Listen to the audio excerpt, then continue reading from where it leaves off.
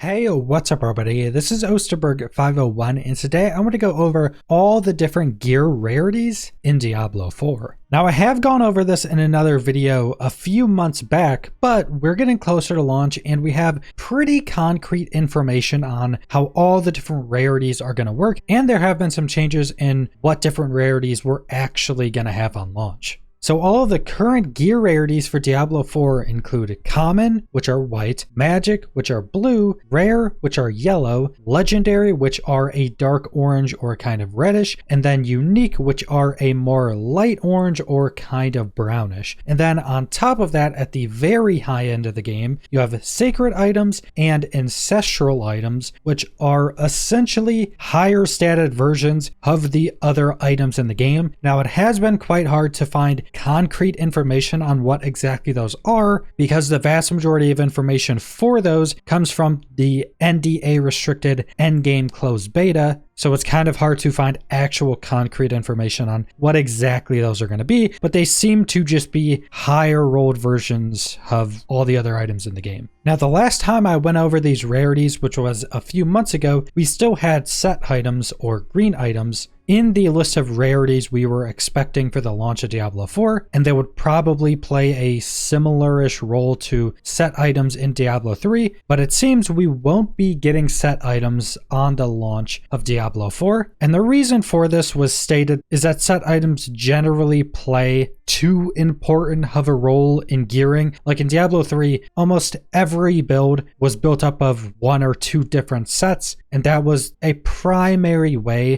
that you went about creating your builds. So they wanted to avoid doing that, at least for now, to be able to design the game in a different way. And I'm pretty neutral on this because I think you could balance out different sets to make them not incredibly strong like they were in Diablo 3, but still make them usable. So some builds would want to use these sets, but it seemed like they're just trying to skip that to avoid that problem entirely. And I would not be surprised if these aren't returned in some way in future seasons or in a future expansion. And they can even add these into specific seasons, but not add them into the permanent realm of the game after the season is over. So there is definitely stuff they could do. And I would definitely expect somewhere down the life of Diablo 4 for set items to also come in some way. Now there's actually some pretty big differences when comparing affix roles between all the different item rarities. So first, just to start off with unique items, which are kind of the most fun and the most rare items in the game. These work a little bit differently than pretty much everything else because these are set roles. They're all going to have the same affix roles. Now, I don't think they're going to have the same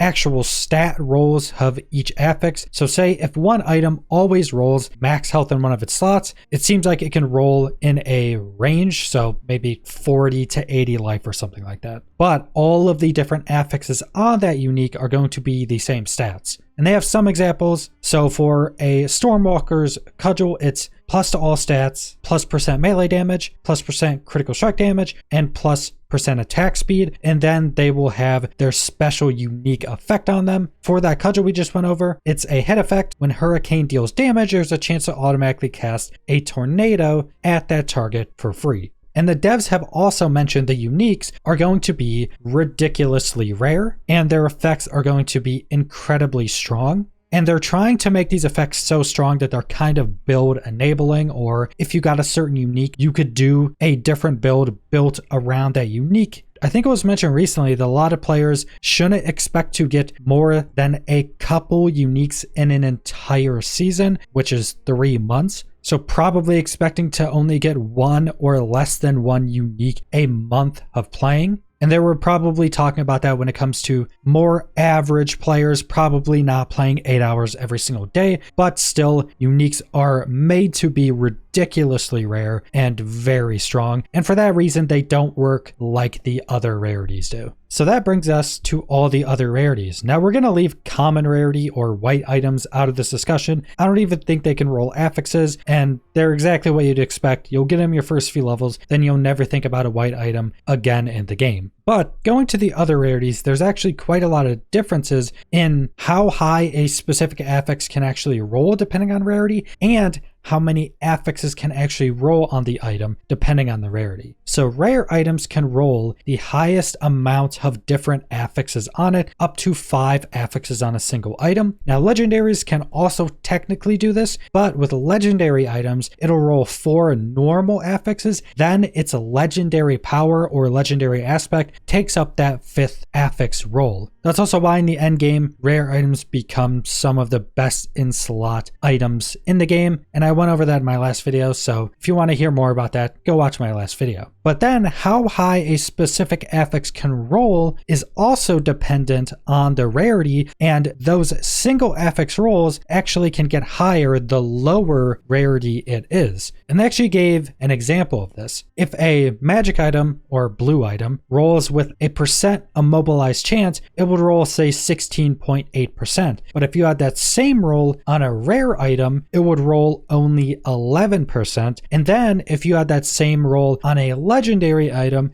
it would only be 9%. Now all affixes roll in a range, but the general philosophy behind this is the lower the rarity, the higher a single affix roll can go up to, but the lower rarity in general, the lower amount of affixes you can get. Now, I'm not sure how many actual affixes a rare item can have on it. I'm assuming it's probably 2 to 3, somewhere in that range, but it can also have the highest rolls on a single affix out of any of the items. So there is a possibility that with certain builds, maybe you would want to stack a specific stat so high that you might want to have a couple magic items with just max rolls on 1 or 2 specific stats. That's a possibility. I wouldn't expect that to be something that happens in a lot of builds. That would be something that would maybe happen on some very weird off-meta builds. Now, with both those things being the case, again, rare items are going to be the best items. You're able to get the most amount of normal affix rolls.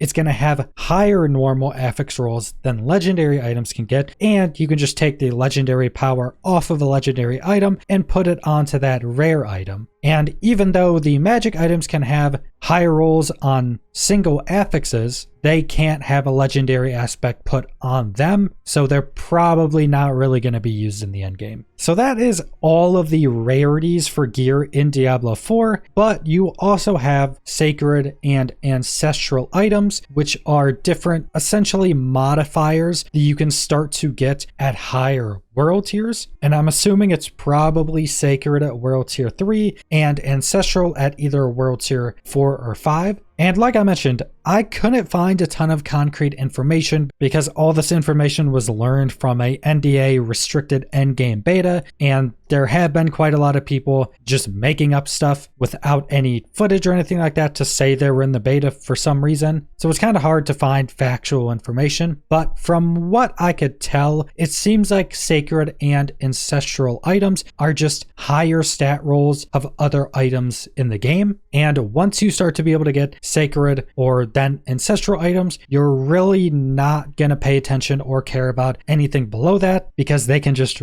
roll higher stats. And one of the posts I saw from somebody that claims to have been in that endgame beta is that essentially how it works is that most items can roll up to the same thing, but sacred and ancestral have a much higher minimum roll. So maybe a normal non-sacred or ancestral item could roll 1 to 100, and then maybe a sacred item could roll 60 to 100, and then an ancestral could roll 80 to 100. Now, again, this was just a comment on Reddit, I think it was. I want to take this as a fact, take it with a grain of salt, but I did just want to mention some of the information I could find on those different roll modifiers. So it's seeming like legendary items are things you're generally hunting for specifically for their legendary powers or legendary aspects, so you can then take those to the occultist, pull that legendary power off of that item so you can put it into a well-rolled rare item. And rare items seem to be the general best in slot items. You're going to want to be getting ones with 5 affix rolls with all really high affix rolls. Then you're going to be taking a legendary power, slapping it onto that, and you have yourself what's essentially a best in slot item, except for unique items, which there also isn't a cap on, which we thought months or years ago. We weren't sure if there would be a cap if you could only use one unique or two, or if you could just use as many as you want, and it's seeming like there's no cap. So if you found 10 unique items that you actually wanted to use, you could equip them all at the same time. So it's seeming like uniques would be the only thing that could be better than very well rolled rare items. But like mentioned, uniques are going to be ridiculously rare, very strong powers, and they're going to have static affix rolls. So even if you got a unique that you like the special power on, maybe the affix rolls on it aren't good enough or aren't that good, so you would have to use a bunch of other well-rolled rare items to get those stats up in the areas you want them because you're using this unique. And also keep in mind, this is a live service game with new seasons every 3 months and new big expansions being released, I would say probably every 1 to 2 years. So there is a pretty high possibility that new rarities are going to come into the game, and then new item modifiers like Sacred or Ancestral could also be added into the game. But that's pretty much all I want to go over. This is seeming to be the concrete list of gear rarities for Diablo 4. So subscribe if you want to see more Diablo 4 or other videos. Leave a like if you liked the video. Leave a comment down below what you guys think about all the different item rarities in Diablo 4. And thanks for watching.